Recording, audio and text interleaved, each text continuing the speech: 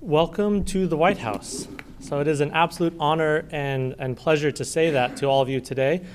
Thinking back a year ago, I was actually on the other side of this podium, sitting in the audience, one who ran a small nonprofit that was working hard to extend opportunities, and now to be on this side and be recognizing and looking nationally and seeing how many people are doing such amazing work is an honor, as humbling.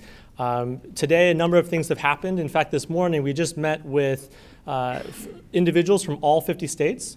You know, we talk about this as a nation of makers. That's the president's term that he coined back at the first ever White House Maker Faire. And this morning really represented that. I've never been in such a small room with as many different states represented. And it was an absolute honor to welcome them. They're offsite working on plans for how this work can even grow further. But in addition to that, we also had a presidential proclamation today, which I'd encourage all of you to take a look at and read. And the depth of the interest and the commitment that President Obama has to the Maker Movement is just wonderful to see and to read. Additionally, today there is a fact sheet that's been released. It represents commitments from more than 1,500 organizations, many of which are schools, and you'll be hearing about some of those today. But all of this to say that it is really a nation of makers. And we in this room have the opportunity to talk about it, but there are so many people who are not in this room and who are joining us either live stream or in other ways. And just I always love thinking about others and who is out of this room that we can invite to be with us in different ways.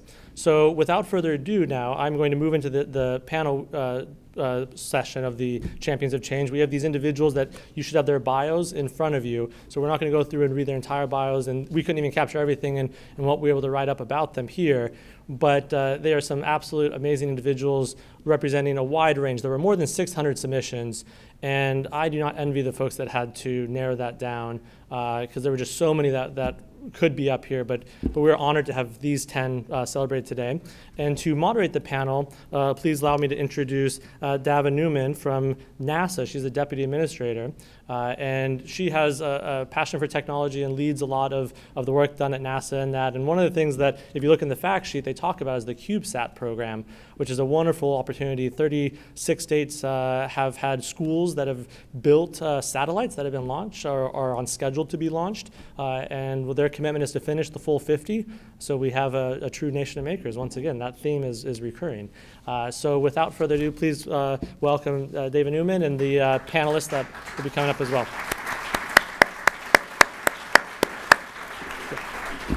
Yeah, the panels can come up as well. Yes, wonderful. Thank you. Yeah. Yeah.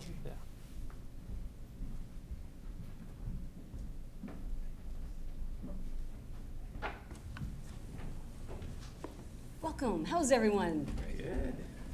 Hello. What a great audience. There, I think our mics are on. Hello, everyone. Hi. Hi. How's everyone? All right. Great. Let's get the energy up in here. All right. We are going to be making things. This is on space station right now. It's my little 3-in-1 torque wrench. Good thing it's microgravity. You know, not a lot of torque there, but we are making things in outer space, and more importantly, down here on ground. So it is just wow. The more now, that's going to distract me. Also in space. There we go. So we're blanketing you from space. So again, let's get started. I'm just looking forward to interacting with you all. And Greg, can I start? Yes. The whole event today is about the Maker Movement. I call them my Mars generation. They're the designers, and we're all in. We need all of them. And why don't you get us started and help explain what it is? You know, how do you define making when you talk to people? Making ultimately is for kids, connecting their passions, their interests, curiosities with great moments to learn. And so they're tinkering, they're experimenting, they're inventing. In the great tradition of Pittsburgh's Fred Rogers, they're make-believing. Make-believing, I like they're playing, right? As it's my honor to serve the government now as Deputy Administrator at NASA, but as a 25-year-old academic, and it changes the pedagogy, right? I mean, you get them involved, they're making, they're learning. And playing should never stop. And they're having fun. You know, it's not work. Jump down to the more. Can I ask you a question? From my alma mater. When did you see yourself as a maker? I think actually even as a young kid. Your mic? Yeah, go ahead and get green. I'm a technologist, but not really. Actually, can I tell a quick story about my first making Yes. experience? When I was really young, I used to go to this arcade outside of my hometown to play video games. This is before console games. Well, everybody here is old enough to remember that time. But there was, it was at this mall in Watertown. And there was, one day we went there and they were giving away balloons to all the kids. They were helium balloons. And I really, really wanted one. But by the time we got to the end of the line, all the balloons had been given away. And I was like so sad. So my dad and I went home and we thought, you know, all the kids, when they got the balloons, like half of them let go of the balloons and they flew to the ceiling. So my dad and I thought, let's build something to grab those balloons and pull them down so I could have one. So we went down to my dad's wood shop because he did some woodworking, and we built this sort of a pliers with a spring and a clamp and a cord so I could pull it and it would grab a little grabber thing. And we went back to the mall, and he put me on his shoulders, and then I reached up and I grabbed a balloon with this DIY contraption. And I grabbed like 10 balloons, and I was like the happiest kid. To this day, it was one of the happiest moments of my life. And for me, making is working together, multiple generations, and also taking people who want to make and want to build and putting them on your shoulders so that they can reach what they want to get. Thanks, that's great. So how old were you? Ooh, I was like 7 or 8. 7 or 8, so 7 or 8. Maybe you got the maker bug. Sonia, can I turn to you? And we need to talk about ecosystems here, entire ecosystems, and talking about everything, you know, is it one size fits all kind of cookie cutter or something completely different? So rather than talking, you know, about the complementary reinforcing characteristics, what do you think the differences are between strengthening this maker to go forward and really strengthen this maker movement? I think the real opportunity starts right here. We're at the White House, and we're having this conversation about about digital fabrication. And we're inviting in so many more people to even be invited to the language. And then there's the invitation to the culture. And then there's the invitation to all of these amazing spaces that are cropping up all over the nation. The work that we do at the Fab Foundation hasn't been involved in that for a very long time. And right now there's this huge push for even more of that to exist in some of the most remote communities around the world, but then right here in the United States in high communities of need, where a lot of times the technology and the cool new things aren't as accessible. And so I think we have a real opportunity right now to really impact the ecosystem by being far more inclusive. And tell us a little bit more, what does it take? You know, if you have really minimal resources, but you have all these great minds out there, all these little kids that want to do it, what does it take? Well, I think it takes all sorts of things, because to your point, it is not one size fits all, but I think, you know, you first start with the platform. And I think what has been coming out of the White House in terms of just even lifting up that this movement exists, and these kind of places and opportunities are out there, is a place to start. I think in our own communities, though, we all want to do a better job of connecting people to what already exists. You know, we've got, you know, in places like Cleveland, Ohio, that happens to be my hometown, go Cavs. You know, we've got a nice footprint of Fab Labs and other maker spaces, and we are all trying to do a lot of hard work in that community and making sure some people who typically wouldn't go to those places, like a college campus or a main library branch, getting them there and inviting them in on a personal level, but then also taking champions that work in those communities every day and making sure that they're introduced to this work so they can take it back. That's great. Felton, so kind of keeping on this theme a little bit more. You know, so much innovation just comes from unanticipated ways. We can't plan all of this out, right? But we know it has to be access. We need access to knowledge, to the networks, to the tools. So maybe you can think about, you know, it's not just structured programs as well. How, you know, organic? How else can these things happen? And how can you empower and bring in everyone? Well, I think one of the number one things, and we talked a little bit about it earlier, was this idea of making sure that the maker spaces are in places that are accessible. So, you know, it's great that we try to work to get young people to come onto college campuses. There's a reality that that formal education is a barrier for not only young people, but many older people in underserved neighborhoods that we really just don't, who are afraid to walk onto those campuses. So libraries, rec centers, Boys and Girls Clubs, those are the places that you know, kids and Cleveland feel very comfortable about walking into on a day-to-day basis. So those are the places that we can start with and providing access.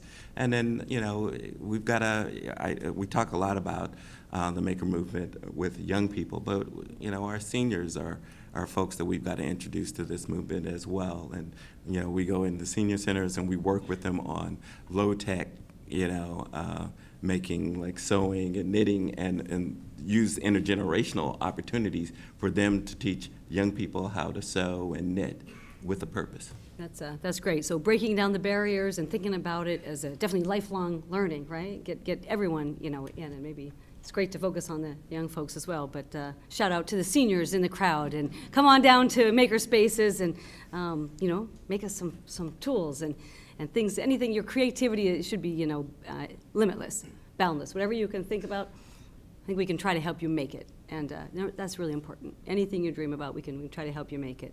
So, John, turning to you, is there an experience that maybe you want to share of a student that kind of just embodies the maker mindset that you're so proud of and you might want to share with us? Sure. I'm going to start with a principal that I did some training for up in Alaska, Sam. He's at Togiak, a little village outside of Dillingham, Alaska, and he came to a workshop with his students, and he makes custom harpoon tips, and it takes him about an hour to file these down and use them to hunt seals with. And he did a little sketch of it, and my partner Pat Kraft from Portland Community College helped him draw it up on the CAD system, and then we actually 3D printed it. And what was really neat for Sam is he took it back home, and while he was going back to his village, we sent it off to Shapeways to have it cast or 3D printed out of metal, and then sent it through UPS mail back to Togiak, and Sam got to use it. But his model of his 3D printed one was exactly what his grandpa had done. And it took 3 or 4 iterations of it, just like prototyping does, but he has an actual tip that he uses. Another young man made some puffin beaks up in Sitka, Alaska, to help the native tribe have 3D printed regalia because they can't harvest puffin tips anymore. So they 3D scanned it and then made a 3D print. That's cool. So technology and art and culture all kind of coming together. That's amazing. That's great. Back down to Limor. I'm just going down to your side again. What's the hardest thing about being an entrepreneur? One of the hardest things about being an entrepreneur is taking care of your team and making sure everybody has a voice in where the company is going, and just including all of these voices together and making it a group effort, not just, you know, one person leading, but leading by example and also creating like a coalition and consensus. So let's see. Throw it out there for every one of you, because you're all educators, and we thank you all for teaching and educating and mentoring. I think a huge part of it is mentoring. So, you know, you're makers across the spectrum. What do you think about, you know, more educators? What do we need to do to introduce, you know, more people, bring in more educators, you know, some mentoring, and who's going to take your place, I guess, is the real question. And what are you doing about it? John will take it. John will take it. For me in Oregon, we invested in a mobile fab lab, so I'm going around the state of Oregon and helping other teachers be successful with digital fabrication, both teaching the teachers how to do it, giving them the right equipment to do it, and getting their kids excited about it. We got to build it from the ground up and build a manufacturing ecosystem. And I'll add to, if I may add to that, making is ultimately about a culture. It's a culture about thinking and learning to learn, and the brilliant futures that we want for young people as well as the adults and the seniors.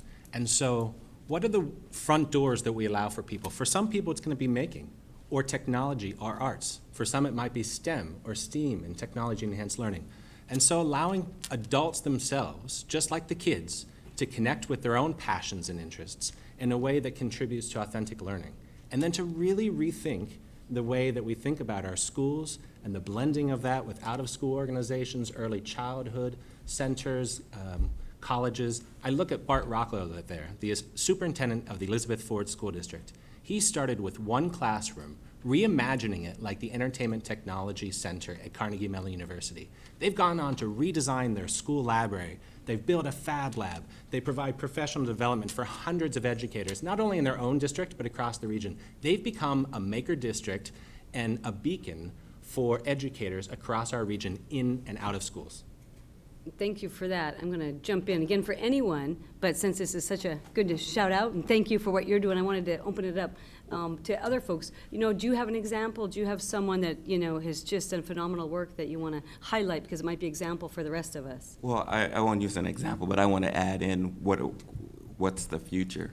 When we look at, and I speak on behalf of libraries here, 2 years ago, there was a survey of how many maker spaces were in libraries, and there was roughly about 57. Just at the end of last month, we kind of did a resurvey of it, and we're over nearly up to 200. There's 16,000 public libraries. People every day, as the incoming president of Public Library Association, people are calling me about, we want to create a makerspace like you. You're going to see makerspaces proliferating around the country through public libraries. And they're great spaces for makerspaces to be in. And I just add to that, I think, you know, we have a very unique position at the Fab Foundation that we're connected to 1,000 labs in over 80 countries. And so that network itself really lends itself a wonderful opportunity to share best practice and to share opportunities to lift up the wide variety of makers and fabricators that are all over the world. And as a part of their labs, they have a system that's built right in that allows them to even connect to one another. So not only are you connecting potentially around projects, but you are connecting, you know, from one community to another and sharing directly with each other what best practices and opportunities are.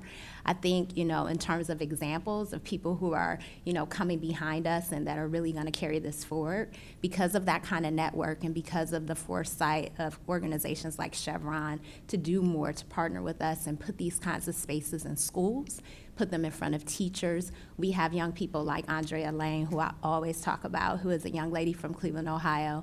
She was a part of another initiative I was involved in where we put the very first Fab Lab in a high school. And so as a 14-year-old girl, this kind of experience and culture was a part of her everyday life. Now she's an engineering student at Cleveland State University, and she's actually out there teaching teachers about digital fabrication in the world of making. So I think with the kind of work that we're doing with partners like Chevron, we're going to have many more Andreas around the country. Okay, John, can I bring it back to you? Thank you very much for, you guys get ready for, we're going to open it up for your questions too. I just have so many that I got to start and get all these questions in because I want to learn from all these folks. So it was like, okay, John, you've been helpful in really helping empower a lot of young women and discover, you know, the great thing in technology and making. So I'd love you to share. Thank you. Part of the Carl Perkins federal grant, one of theirs target was non-traditional students. So we went to some of our kids, and we have a metals fab and a woodworking and an engineering department, and we asked them what could we do. And they said, let's have a class for us. So the ladies that we'd all had that stuck with us designed a class, and we put it in place for them, and the young ladies learned the digital fab, the 3D printers, the lasers, building with traditional woodworking equipment, using a plasma cam and welding. So that's probably the highlight. I need to learn how to use a plasma cam. Mm-hmm. And so I call it STEAMed.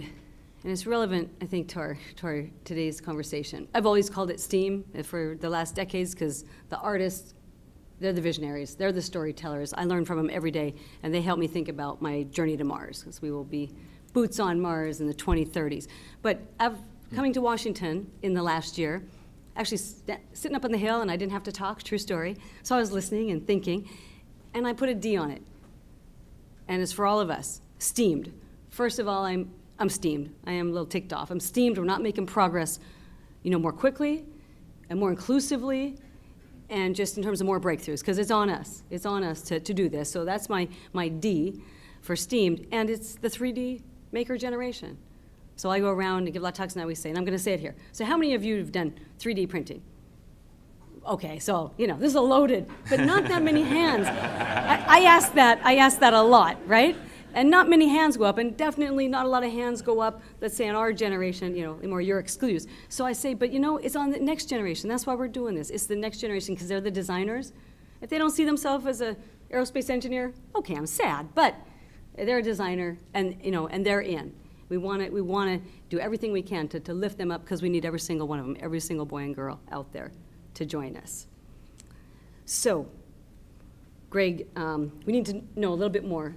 Amazing, you know, hats off to what you've done. Incredibly impressive network and fundraising. $25 million. You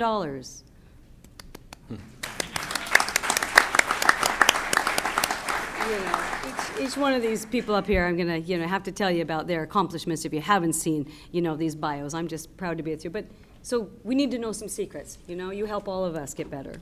So Pittsburgh is home to something we lovingly call the Remake Learning Network. It's a network stewarded by the Sprout Fund. And it is an organization that now includes more than 250 schools, museums, libraries, out-of-school centers, ed tech companies, more than 3,000 professionals who themselves are educators, youth workers, and librarians, but also technologists and makers and artists. And they're really redesigning what it means to learn and to create genuine learning pathways for young people across our region, in the inner city, in our most rural areas, all across our region. And you mentioned that 25 million figure. We are fortunate during the month of May to host what we called Remake Learning Days. There were more than 300 events in all sorts of places, in all types of neighborhoods and communities across the Pittsburgh region, where families and caregivers and parents got a chance to play alongside their young people, to understand what on earth is 3D printing? What does technology look like in a way that I can understand and appreciate, so that they're in position to support a young generation that is so different from any of us gathered in this room. And we had $25 million in commitments from local companies like Chevron, from foundations like the Benedum Foundation, the one for which I work, the Grable Foundation, and others. And by 2017, our region will have invested $50 million on the part of corporate and foundation supporters in supporting next generation learning and teaching for our region. And what's the goal? How many are you going to reach? You're up to. We're reaching tens of thousands, if not hundreds of thousands, of not only young people, but also the educators and the families. And we've got so much more work to do to reach young people of color, to reach girls, to reach our rural communities.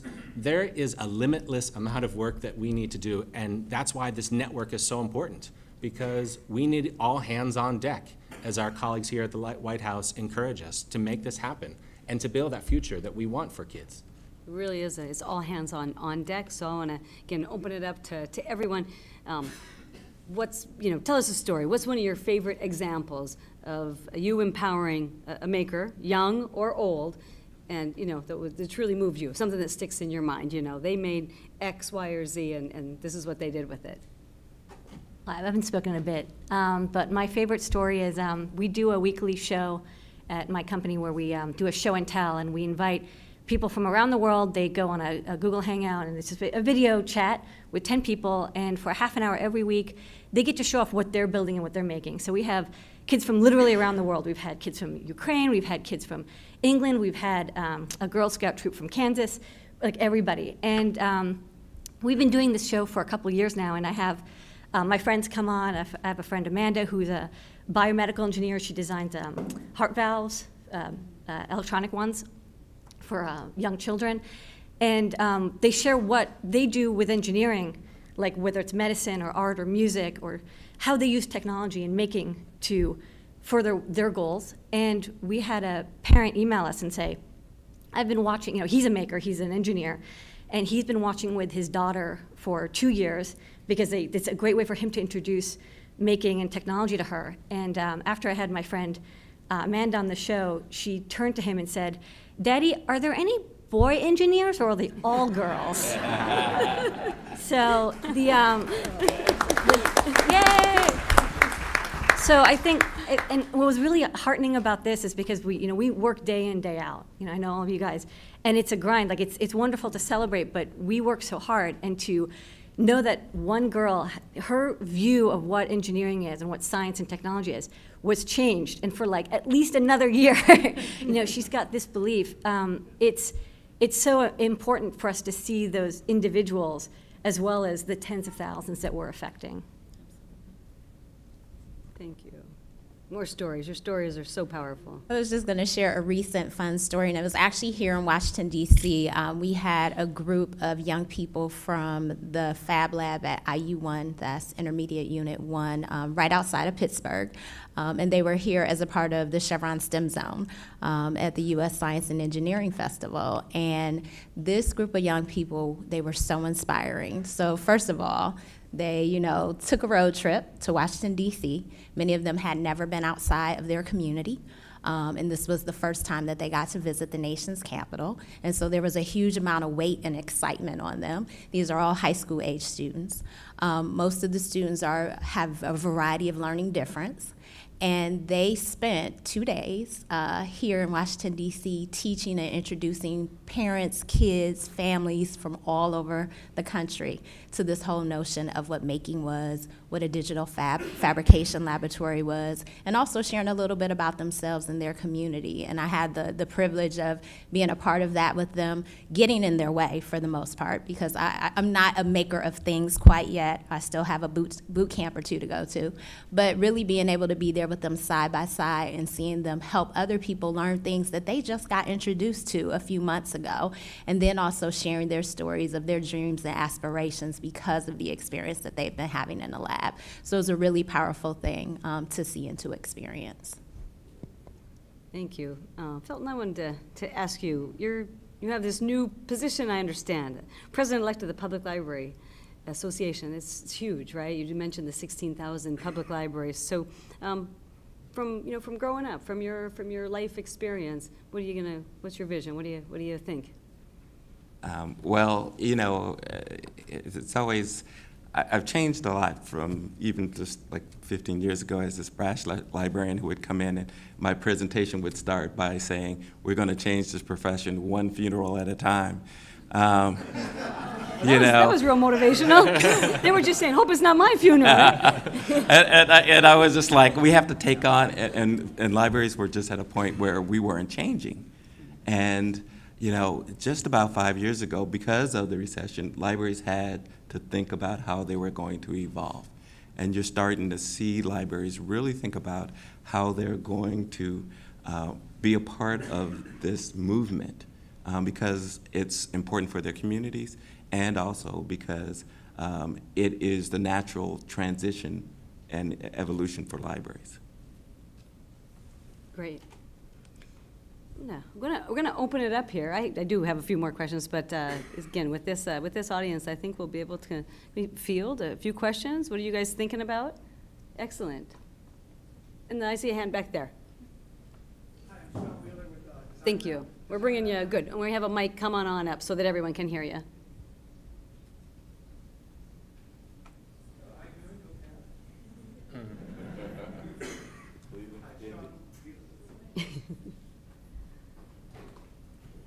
Check. All right, good. You're good. Hi, Sean Wheeler with Design Lab High School in Cleveland. And I've noticed that my students very often have more of their life happen to them than them happening in their lives, right? My students have things just happen to them. And the other thing that happens to my students is they wind up toiling in obscurity, right? There's not a lot of visits to my school in the city. And my students don't really, we're getting to the point where we're trying to get out. But I'd love to hear the panel talk about the role of agency in making, and then what an audience in making does, right? With open sharing of resources, and the way students can get stuff out. So agency and audience are two things I'd love to hear from the panel to get us thinking about. And so I probably shouldn't be the first person to respond because I know Sean and we could probably have this conversation at home. But I do think he raises a really important point in terms of agency. And I think, some kids at Design Lab really did a great job of showing what that looks like, most recently when we had Adam Savage there for a visit. I think this whole notion of what these spaces do for agency for youth has a lot to do with giving them safe places to both succeed and fail. I mean, when you're in a digital fabrication space or or makerspace, 9 times out of 10, that first project isn't going to go well. But what happens in those spaces actually came up in a comment earlier today. You're usually brought there for the technology, but you stay for the community. There's an enormous amount of community support that occurs for people in spaces as they're tinkering, as they're coming up with creative projects and ideas, and being surrounded in an environment that's safe for failure, that celebrates success, but also gives you a group of people that you can rely on through mentorship and support is a really powerful vehicle for any young person. And when we think about the whole notion of lifelong learning, it really creates, I think, a wonderful dynamic for people to experience that as soon as they possibly can, because they'll carry that with them to their next stage of learning or their next stage of life. Those are the kind of core skills that you want people to carry into career. So whether you're from inner city Cleveland or you're from a suburban community or a remote community around the world, in those kinds of environments, those are the real kinds of sometimes hard things to measure that people walk away with. So, I give a prize now for failure at NASA. And we kind of have a culture, right? We have shirts. There's T-shirts. It says failure's not an option. Oops. That was good for Apollo 13, and I'm sure glad we got Jim Lovell back in, in the crew. But again, I really resonate with that failure. As an engineer, that's what we do. 8, 9, 10s. You're supposed to be proud of failure. So we kind of call it fail smart. But, and courage comes up, Sonia, and you're right, courage, you got confidence. That's what these kids need. They need courage and confidence and say, yeah, they're okay with failing. Matter of fact, we're going to celebrate it. You just keep trying. I'd like to add to Sonia's excellent words, which you really encapsulate what these maker spaces are about. But another thing that I really like about the maker community is it's competitive in a very friendly way, and I kind of think of it as sort of like skateboard culture. Like when you go to this skate ramp, there's a skate ramp and you're all doing your tricks, and there's beginners and there's experts. And it's not just about you on your journey of learning these tricks and getting better at skateboarding or learning these tools or learning how to weld or laser cut, but then showing each other and sharing and kind of one-upping each other in a very friendly way. Like, check out this really cool thing I made yesterday at the maker fair or the maker shop, and then showing your friends, and they're like, oh, that's really cool, but I'm going to make something cooler than you. And that kind of competitive, collaborative agency is really important, because it's not just a teacher giving them an A or a C or a credit or pass. It's them working together and in a friendly way competing and learning together and pushing each other towards excellence. Yeah, please, maybe lifting each other up, And Greg wanted to. And Sonia mentioned mentoring too. We have to talk about the caring adult in the mix of this, whether it's the teacher or the librarian or the youth worker, truly understanding how youth today are different, that they're developing their identities differently, that they're pursuing knowledge differently, that they're consuming differently, and so supporting kids in their most authentic selves, connecting with their interests and the problems that they want to solve, and really facilitating that, but being there as the adult who's supporting and encouraging and facilitating that, so that kids succeed brilliantly and also fail smartly. Great. Thank you. How about another question from the audience? Great. Right in the middle, right in the middle. And if you have another question, go ahead and raise your hand to help our mic person. We get to enjoy a few more minutes together. Hello? Is it working? Yep. It is. Awesome. Okay. Hello, everyone. I'm Maj Schwal, and I currently serve as the president of the class 2019 at the University of Virginia. To the panelists, I know you come from really diverse backgrounds. I'm curious, what areas have you recognized a great need for more skilled or technical workers? And what do you think we can do going forward to address that need, whether that's through policy, through hands-on programs like this, or even from a student perspective? What do you think we can do to sort of fix that gap? I have an answer. But to me, so in policy discussions, whether they happen nationally or locally, I always worry when it focuses on workforce development solely and about specific industries. And I say that because to me, making is about a culture. It's about being a skilled worker, yes, but it's also about being a lifelong learner and a remarkable citizen. And our world is changing so dramatically. I have 2 young daughters, 5 and 2. I can't even possibly imagine the career opportunities that they might have. But I know that me as a parent and my wife, but also their teachers and others, if we can equip them with those skills, cognitive and non-cognitive, to be able to navigate all sorts of environments, they're going to succeed. And so I think sometimes that part of the conversation is left off. I would just add, though, interestingly enough, I think you're absolutely right, Greg, when you think about what our children will face as opportunities in the future. But when you think about the skill and tech gap of now, I know there are a lot of policymakers across the country that are also starting to think about how do we utilize these kinds of spaces to really reimagine our current adult workforce. You know, we've got State Representative Howes back in Ohio who's very interested in figuring out how do you take this whole opportunity and make it family-oriented. And so there's that academic opportunity for young people, you know, 12th graders, kids who are still in the K-12 environment. But there are also their parents in a lot of our neighborhoods and communities who need a job now. And so are there ways to utilize these kinds of spaces to skill those adults up so that they might take advantage of one of the tech jobs or one of the other vocational types of jobs that require skills in their local neighborhood. And a lot of our community colleges in the Fab Lab network, like Lorraine Community College and some others, are doing that kind of work right now. I think it's also about solving problems they've never seen before. We need to put them in a situation where they have the tools to make something or design something to solve a personal problem. Then there's the buy-in. But employers want them to be able to take on that challenge and fix or make or solve that sort of thing they've never seen before. Can I add to that? I think your question, it brings up one of the major questions that we face from the job market, and that is, what is exactly problem solving? Because employers do want people to be able to problem solve. I hear all the time, you know, being able to post something on Instagram is not necessarily problem solving, you know. But they want folks who come out to be able to problem solve by being able to open up a Excel spreadsheet.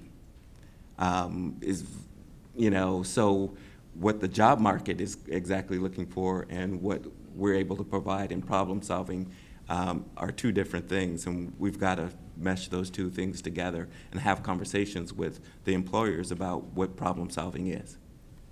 Absolutely, and big educational changes as well to get this in sync. You know, it's a sad day when our educational system is out of sync with the future employers and what they say, here's the skill set that I need, and hey, you guys are turning out these folks, you know. So that communication, and then I'm going to put it back on you as well. As a young leader, and congratulations, you know, for being president of UVA, have you thought about coming to Washington? This is where policy is made. And truly, I want to, you know, give a shout out to all the folks in government. Like I said, my honor recently joined in the last year, and I ran a graduate program in technology and policy for over a decade. But that was pretty academic. That was pretty academic. I've learned a ton here. That's why I love being here. You learn so much. So we also need to. It's a call. It's a call to makers. I think it's a call to service for folks to get on board. You know, you can talk the talk, but you really need to walk the walk, right? It's a huge thing, and at all level for all ages. So thanks for your leadership and asking the question. I look forward to your bright future as well. Do we have a next question? Maybe over on the left side, or stage right, I guess. It's a question for the whole panel. Great question for the whole panel. This is David Gardner. I'm the CEO of ColorJar, a creative tech agency. I'm wondering if you could compare and contrast the digital tech world to the makers and doers world. How are they the same? How are they different? And how might they be able to work more together?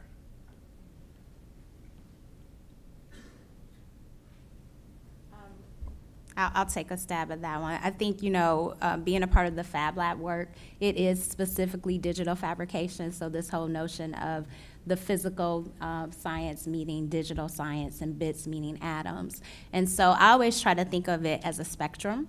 I think there is the making world that is out there, and it really is about bringing everyone in. It's a DIY culture, and they're offering lots and lots of entry points for all kinds of people. And then maybe a little further down the spectrum is, you know, very hardcore digital fabrication with very specific sets of capabilities and coding and things of that nature. What I do believe is that we need it all. And so as much as we can create opportunities, including conversations like this one where we're bringing a broad stroke of people together that are doing this kind of work, it creates more of an entry point for different kinds of people. What do you think, Limor, on the question? What do you think? I mean, I think, you know, it's an interesting question because, you know, one of the things that whenever I talk to, you know, kids who do, you know, every kid basically has an iPad now, right? Like everybody does. And they have so much interfacing with Facebook and Instagram and MySpace and Google and all of these digital platforms, but it's so mediated through this device that they buy, and they have absolutely no control over. I mean, you could eventually learn to write an app, but it actually is quite difficult, and there's so many gateways until you can get to that point. And what I think is really nice about making and that physicality is a lot of kids, they want to understand the technology inside of this, but it's literally glued together. It's not available to them.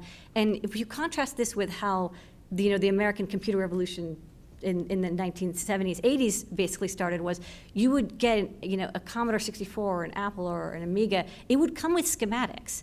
Like, you were expected to open it up and like turn a screw if the hard drive started acting a little funny. Like, this was something you were supposed to debug and build and hack on yourself. And so I kind of see it as sort of a feedback to that sort of interface and physicality and people touching things with their hands, and not just like these black mirrors that are surrounding us, but how can they interface with that and make it more physical? I think people crave that because they love to work with their hands. And so you're seeing a lot of digital media, like I see a lot of digital media companies start to do a lot of maker projects. It's all about interactive art and interactive theater. Everything's becoming interactive because we want to get away from just looking at screens all day.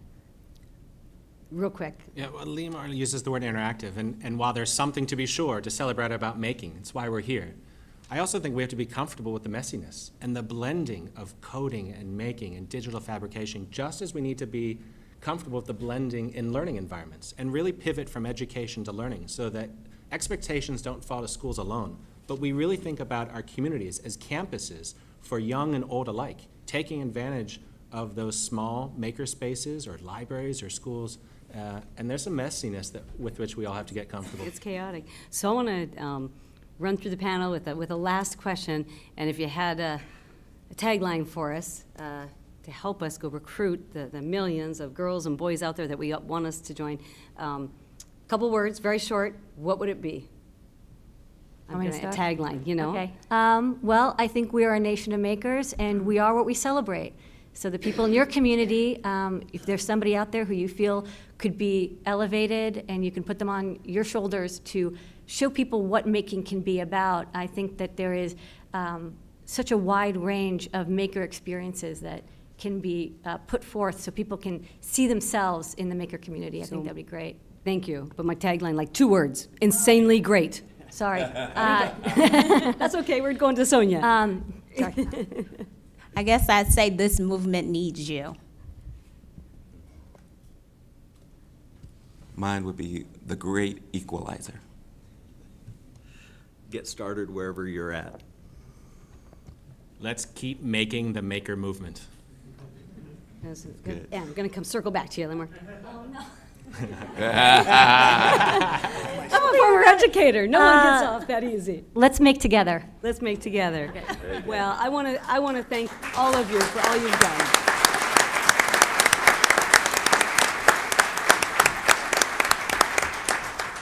Thank you all, and thank you all in the audience. It's our pleasure.